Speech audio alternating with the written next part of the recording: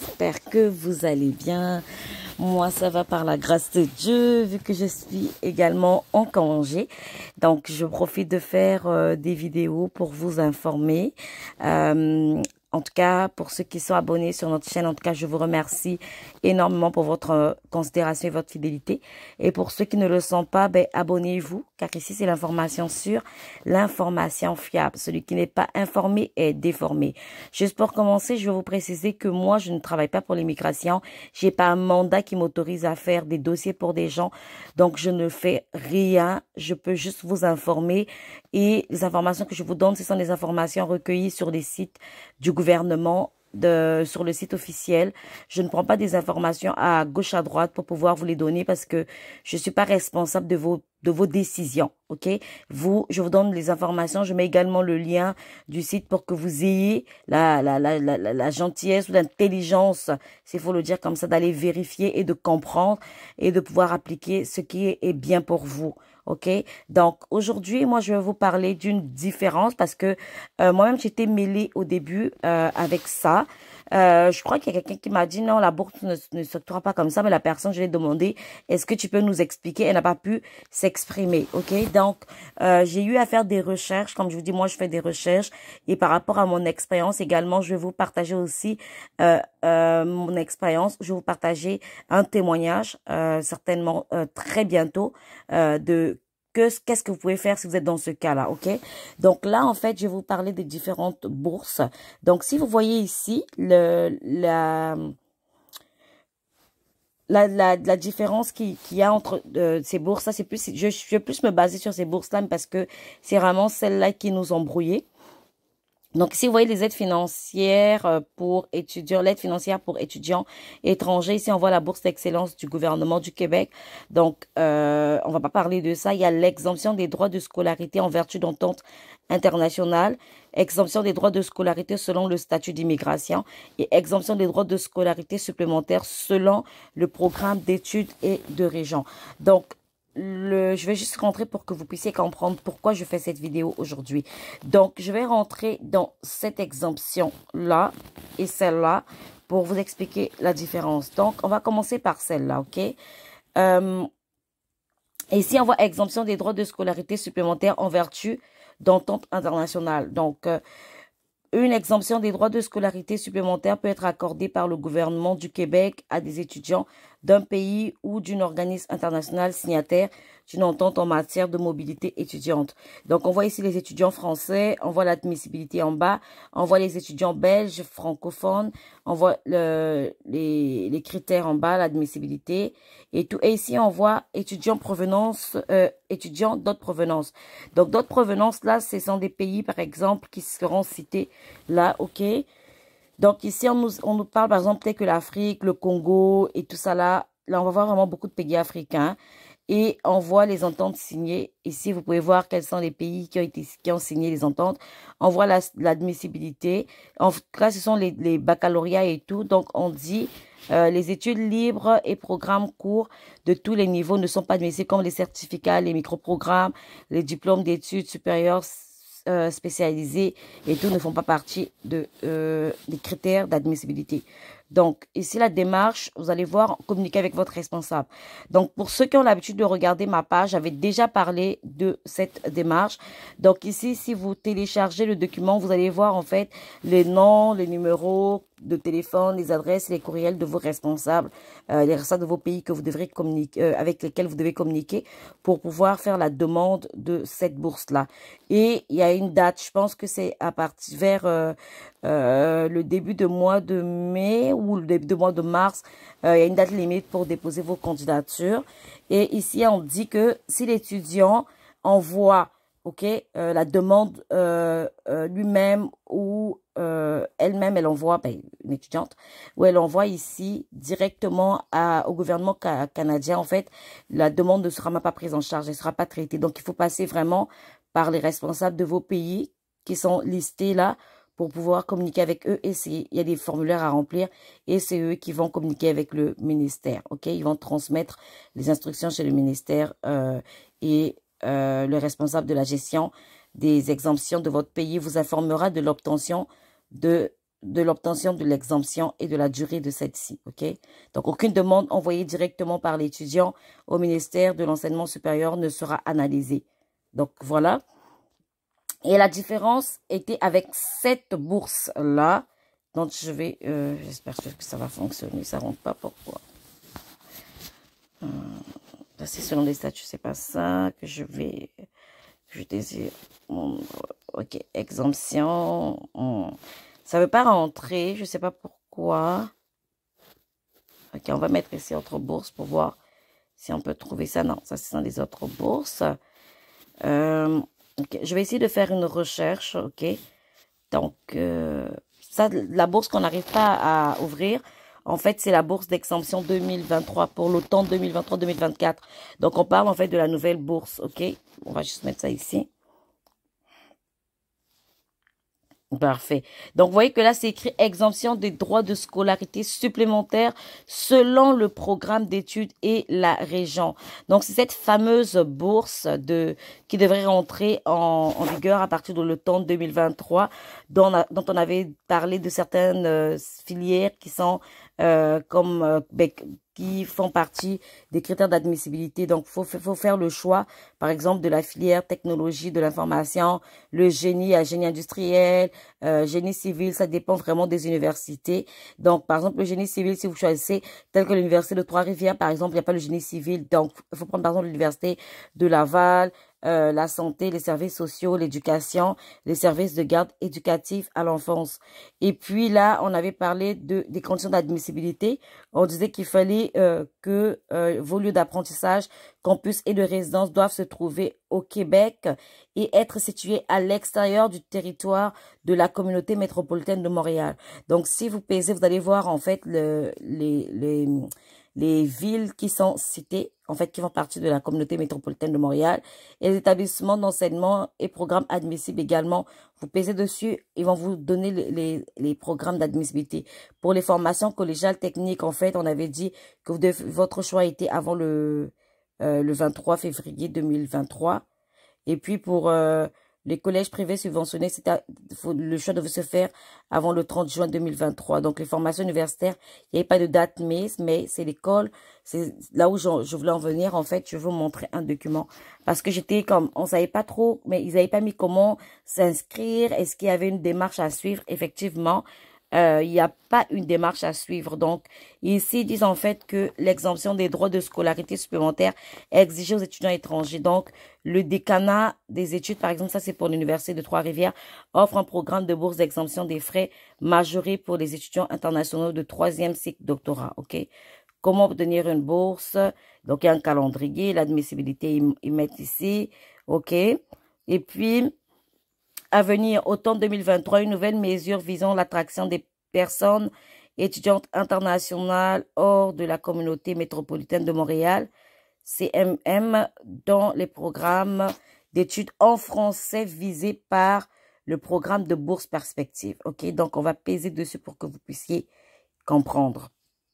Important, ce programme permettra d'attribuer 26 bourses d'exemption des frais majorés pour l'ensemble de l'UQTR, spécifiquement à l'année 2023-2024. Ce programme vise à attirer de nouvelles personnes étudiantes inscrites pour la première fois à l'UQTR en 2023-2024 à des programmes visés.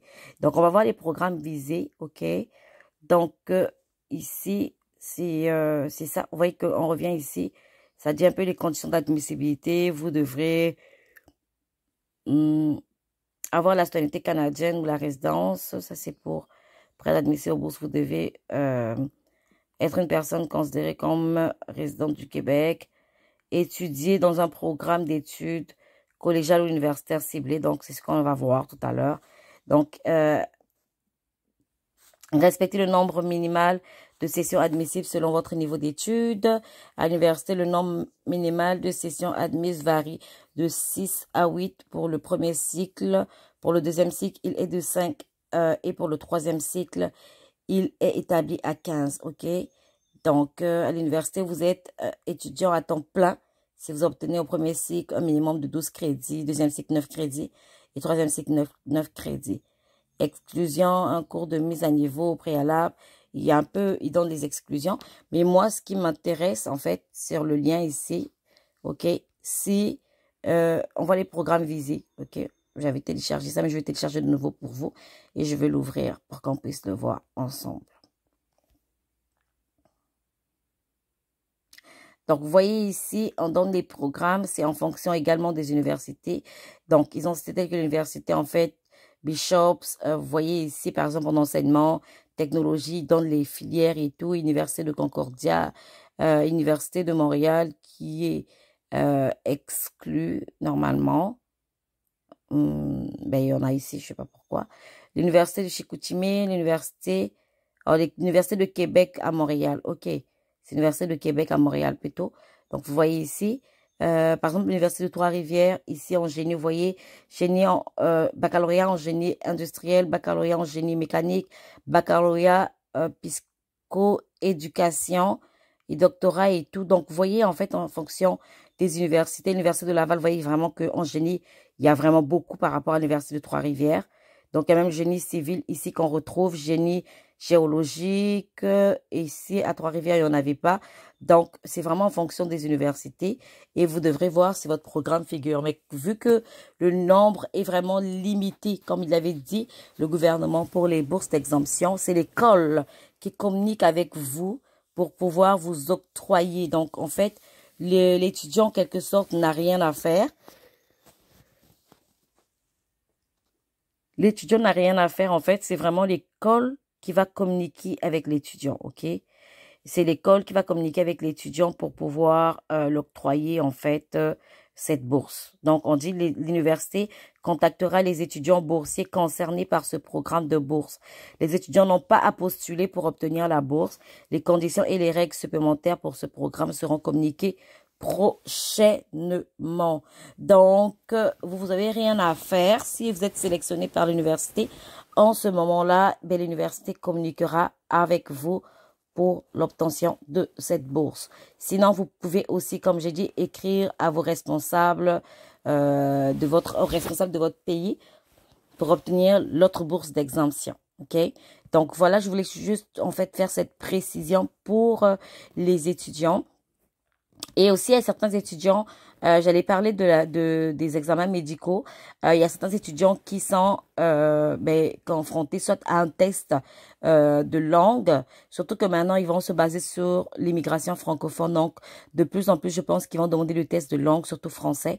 Donc, il y a certains étudiants, quand vous avez votre document d'admissibilité ou d'admission, désolé, il faut vraiment lire ce qui est recommandé. Parfois, on va vous demander de passer le test de langue française, surtout l'université de Trois-Rivières, ils peuvent vous demander ça. Et il y a des sessions qui sont ouvertes, il faut juste voir ça sur votre compte étudiant et tout, vous inscrire, payer les frais pour pouvoir passer cet examen. Je pense que c'est à hauteur de $100 ou 100 et quelques, je sais plus. Et les examens médicaux, il faut savoir pour ceux qui sont au Congo-Brazzaville qu'il faut aller le faire à Kinshasa. Et c'est en dollars américains. Donc, c'est autour de 400 et quelques dollars américains. Le tout dépend de votre âge en fait. Et vous devrez payer ces frais-là et prendre le rendez-vous. Si vous n'arrivez pas à les contacter par téléphone, par numéro, parce que vous n'arrivez pas à les joindre, il faut les écrire par courriel. Ils se répondent très rapidement par courriel et le courriel figure également sur le site, là où il y a les informations. En fait, quand vous faites le choix de pouvoir faire les examens. Donc, comme je vous ai montré, c'est simple, vous allez vraiment dans les examens. On va le faire ici sur Google pour que vous puissiez voir. Je vais juste voir ici examen. Parce que voilà, examen médical en RDC. Donc, j'avais déjà fait la recherche vu que vous allez rentrer ici dans trouver un médecin désigné, ok? Et par la suite, vous allez choisir le pays, par exemple, Congo, République démocratique du Congo, parce que le Congo-Brazzaville, malheureusement, il n'y a pas de médecin désigné. Vous allez voir, ils vont vous sortir cette liste, ok? Et dans cette liste-là, vous pourrez les écrire par courriel ou encore, vous allez juste les chercher, prendre l'adresse, ok? Aller chercher sur Google avec au moyen de l'adresse et vous allez voir les coordonnées vont sortir avec l'adresse courriel et communiquer avec eux par courriel. Parce que là, il n'y a pas de courriel, mais quand vous partez sur Google pour faire la recherche, vous allez trouver le courriel, ok? Et vous pouvez les écrire par courriel, lui dire que vous avez des examens médicaux à faire, recommandés par le gouvernement, il faut avoir le papier le papier d'instruction que le gouvernement vous envoie pour faire les examens. Et il faut aussi faire le paiement en ligne. OK? Donc, on va juste chercher ça ici. Parfait. Vous voyez ici? Donc, c'est sorti là, juste en bas. Vous voyez? Il y a des instructions et il y a le courriel. Donc, vous pouvez vraiment aller sur le site pour essayer de voir vous-même. Je cherche c'est lequel que je t'ai montré pour voir. OK. Je pense que c'est ici, communiquer avec eux.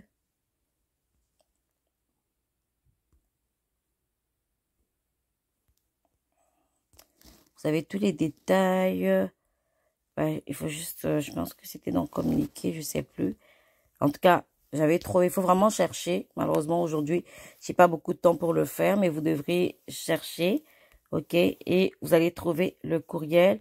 En ce moment-là, vous allez les écrire ici au courriel pour pouvoir parler avec eux et les mentionner que vous désirez avoir un rendez-vous. Ils vont vous répondre pour vous donner un rendez-vous. Vous allez vous rendre à Kinshasa pour passer en fait vos examens médicaux. Donc, c'est juste ça. Et pour également les centres pour les tests, si on vous demande de faire des tests de langue, également, vous pouvez voir le centre culturel français ou faire vraiment la même chose dans les recherches. Ça va sortir et vous allez trouver le centre adéquat qui n'est pas loin de chez vous où vous pouvez passer l'examen. Il faut contacter le centre également pour pouvoir prendre un rendez-vous pour savoir les sessions, quand est-ce commencent les sessions. Mais si c'est pour les tests, généralement, c'est l'école qui vous fait des sessions en ligne, telles que l'école, l'université de Trois-Rivières, vous devrez passer le test en ligne.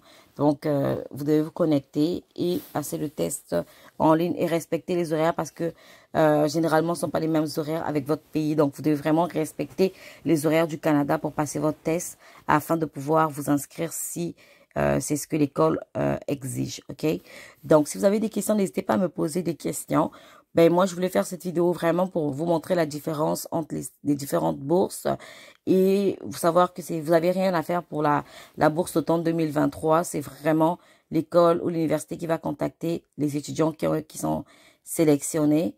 Et par la suite, vous allez suivre les instructions qu'ils vont vous donner. Donc, d'ici là, portez-vous bien. Moi, je vous dis à très bientôt pour une autre vidéo. Vous avez des questions, n'hésitez pas à me poser. Et je ferai, comme je vous ai dit, très bientôt une vidéo qui sera un témoignage que je vais vous partager avec vous d'une expérience qu'une personne a vécue. Et peut-être que vous serez dans la même situation. Vous allez savoir comment agir si vous êtes dans cette même situation. Ça concerne toujours l'immigration. Et partagez, likez, commentez. On se dit à très bientôt. Celui qui n'est pas informé est déformé. Je vous souhaite bonne chance pour tous les étudiants, que vous puissiez avoir votre admission pour ceux qui n'ont pas encore eu et que vous puissiez également, que vos démarches puissent vraiment, vraiment aboutir à un résultat très positif. Quand vous faites des choses dans la vie, il faut savoir que il faut toujours penser positif, il faut toujours avoir la foi que ça va fonctionner. Si déjà vous êtes démoralisé, vous dites, oh, ça n'a pas fonctionné, même les obstacles ne soient pas des occasions pour baisser les bras, mais que les obstacles soient des occasions pour vous relever, pour pouvoir avancer, ok? Vous devez apprendre de vos erreurs, vous devrez comprendre où est-ce que j'ai fait l'erreur, vous relever, faire la bonne affaire pour que ça fonctionne, ok? Donc, je vous souhaite en tout cas que le Seigneur vous fasse grâce pour tous les étudiants et on vous attend ici au Canada parce que le Canada a besoin des gens. D'ici là, portez-vous bien. Ciao.